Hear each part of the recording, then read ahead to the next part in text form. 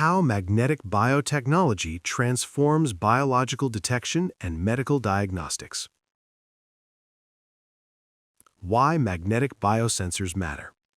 Magnetic biosensors are analytical devices that use the laws of magnetism to detect and measure specific biological compounds. They convert a biological interaction, such as an antibody binding to a protein, into a measurable magnetic signal. That magnetic signal is then converted into a quantifiable electrical output. This allows for very high sensitivity and specificity. A key component in this process is magnetic nanoparticles, or MNPs. These nanoparticles have two main roles. First, they act as magnetic labels to amplify signals, which makes detection easier. Second, they act as magnetic carriers, helping separate target molecules from complex samples, like blood or tissue.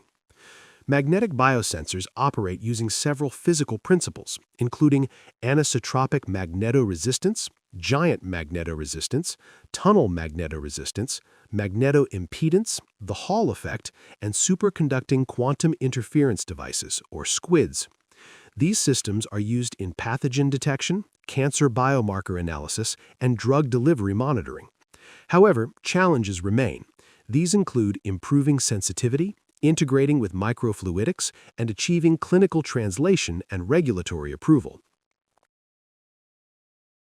What is a magnetic biosensor? A magnetic biosensor has three main parts: a biological recognition element, a physiochemical transducer, and a detector system. The biological recognition element, also called the bioreceptor, binds specifically to a target analyte. This may be an antibody, nucleic acid, enzyme, protein, or another biological molecule. The bioreceptor must have high specificity in complex biofluids and must be properly immobilized on the sensor surface. Magnetic labels, usually magnetic beads or nanoparticles, attach to the target and allow magnetic detection. The transducer detects changes in magnetic properties and converts them into an electrical signal. In many systems, this means measuring changes in electrical resistance. The signal is then amplified. The signal detector captures changes in magnetic characteristics, such as resistance or inductance.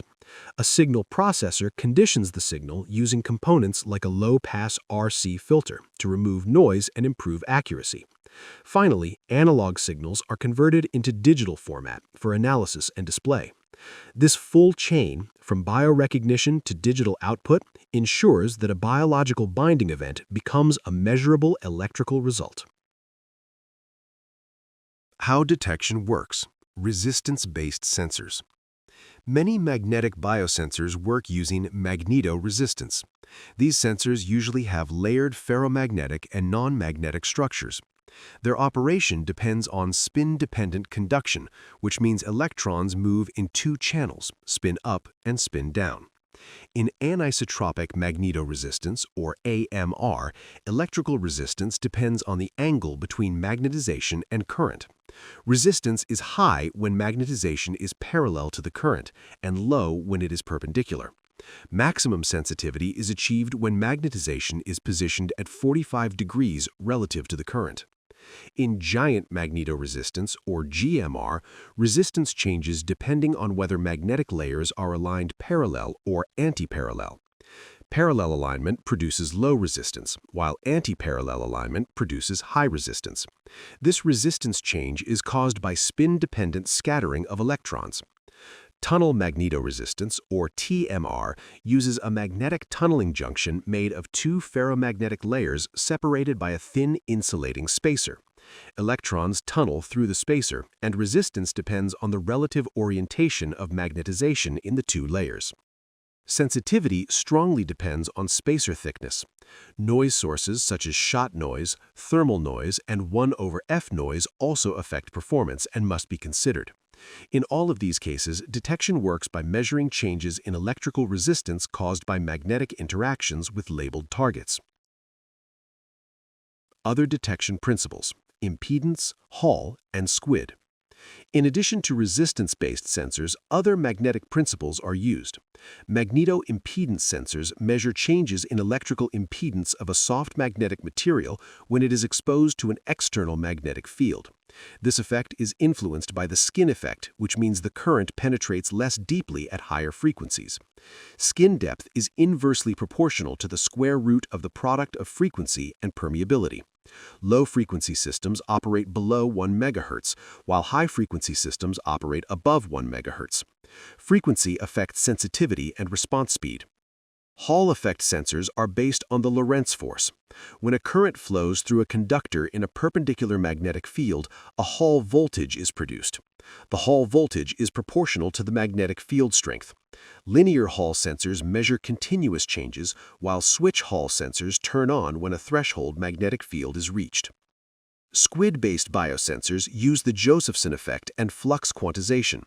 A Josephson junction consists of two superconductors separated by a thin insulating barrier. Changes in magnetic flux change the current and voltage across the junction. SQUIDs can detect magnetic fields as small as 10 to the -14 Tesla, making them among the most sensitive magnetometers available.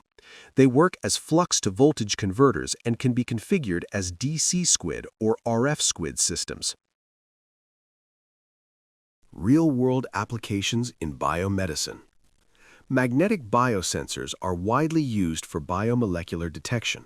Magnetic nanoparticles can be functionalized with aptamers, nucleic acids, or antibodies that bind specific targets. These systems often allow label-free detection, which means no additional dyes or fluorescent markers are required. However, at high biomolecule concentrations, particle aggregation can occur, and this makes quantitative measurement more difficult. In pathogen detection, immunosensory techniques are commonly used. Antigen-antibody complexes form, and magnetic beads are used for isolation with an external magnetic field. This allows detection of pathogens such as Yersinia pestis and Francisella tularensis.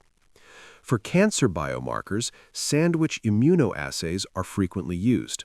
A sandwich antibody binds the biomarker, and a second enzyme-labeled antibody forms a sandwich structure. The electrochemical signal that is generated is proportional to the biomarker concentration. For example, detection of carcinoembryonic antigen has reached limits as low as 1 picogram per milliliter. Magnetic biosensors are also used in drug delivery monitoring. Magnetic nanoparticles can be combined with drugs or drug carriers. Changes in magnetic signals show when the drug is released, which allows real-time monitoring. This theranostics approach combines therapy and diagnostics in one system. Challenges, translation, and future direction. Despite their advantages, magnetic biosensors face several challenges. Sensitivity is limited by the signal-to-noise ratio and by interference from external magnetic fields.